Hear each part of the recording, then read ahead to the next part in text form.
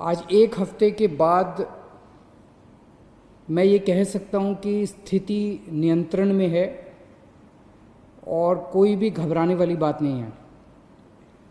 जब लॉकडाउन में ढील दी गई थी, हमें ये उम्मीद थी कि थोड़े से केसेस में बढ़ोतरी होगी। लॉकडाउन में ढील देने के बाद थोड़ी बढ़ोतरी हुई है, लेकिन चिंता की कोई बात नहीं है। मुझे चिंता तब होगी जब दो बातें अगर होंगी। एक तो ये कि अगर मौत का आंकड़ा बहुत तेज़ी से अगर बढ़ने लगेगा, जैसा मैं बार बार कहता रहा कि हमें कोरोना अभी कोई आज या कल में जाने वाला नहीं है, कोरोना तो रहेगा। अब अगर कोरोना होता रहे और लोग ठीक हो के अपने घर जाते रहें तो चिंता करने का कोई विषय नहीं है। तो एक तो ये कि मौत नहीं होनी चाहिए ज़्यादा। मौत के आंकड़े को हम कोशिश करके सबको बचा सकें, सब मौत के आंकड़े को कम से कम रख सकें। और दूसरा ये कि जो केसेस हो रहे हैं वो इतने गंभीर केस ना हों कि हमारा अस्पतालों का पूरा सिस्टम बैठ जाए, कोलैप्स कर जाए।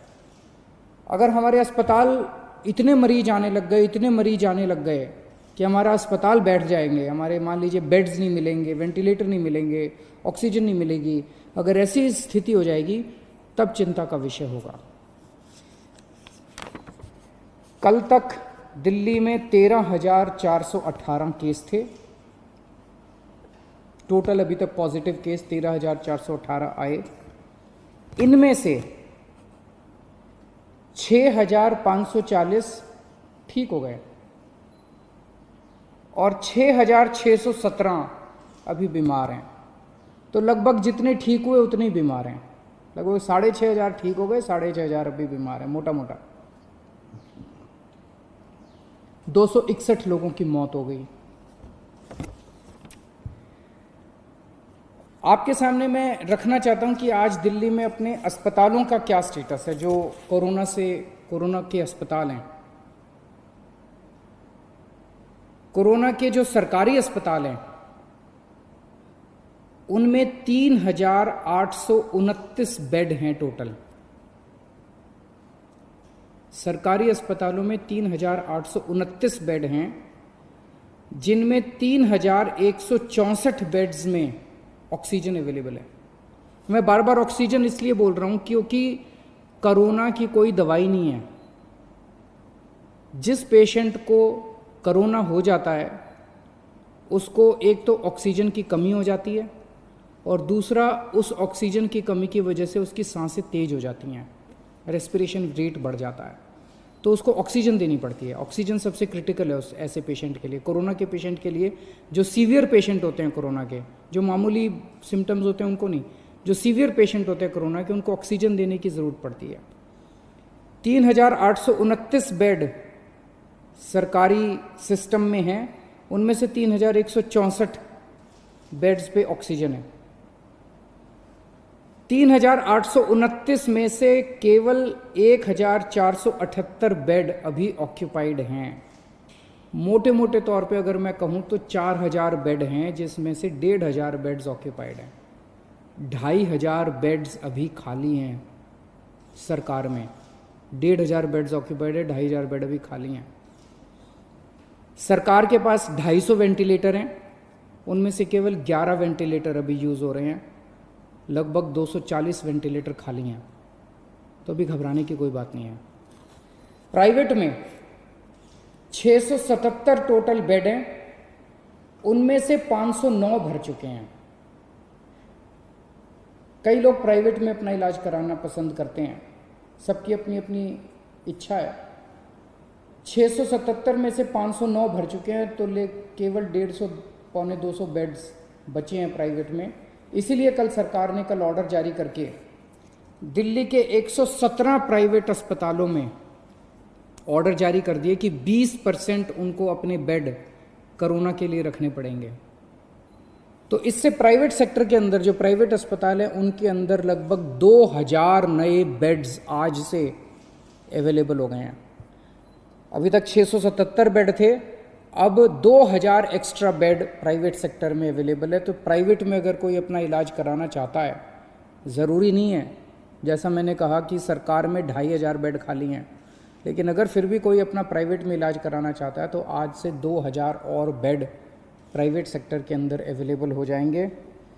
आज प्राइवेट सेक्टर के अंदर 72 वेंटिलेटर अवेलेबल हैं, जिसमें से केवल 15 वेंटिलेटर यूज़ हो रहे हैं।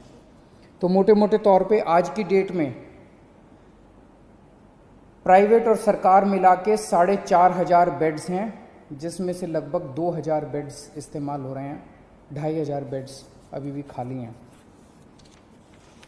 आपकी जानकारी के लिए बता दूं कि मोस्टली केस जो कोरोना के अभी आ रहे हैं वो माइल्ड हैं, थोड़ा सा बुखार है, थोड़ी सी खांसी है, या कईयों को तो कुछ भी नहीं है, पता ही नहीं चलता उनको कि कोरोना है। वो तो टेस्ट करा तो पता चला कि कोरोना है, कोई सिम्टम नहीं है।